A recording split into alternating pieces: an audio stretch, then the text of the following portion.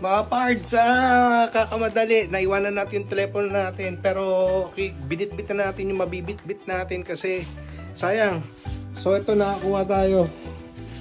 Lululemon, parang pang men's. Ayan, may tag pa. Goodwill lang, isa lang pinuntahan natin. Tapos itong AFCO. Maganda to, parang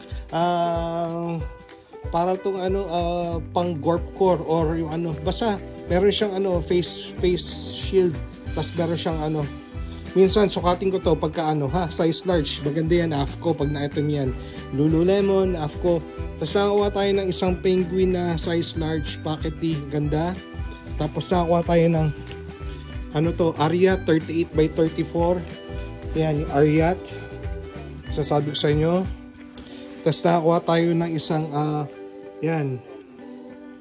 Truly. Nakakuha tayo isang Truly. Tapos yung sasabi ko sa inyo na ayan, cool. Nakakuha tayo brand new pero binayaran natin to. Pero tingnan mo naman yung original price niya, $99.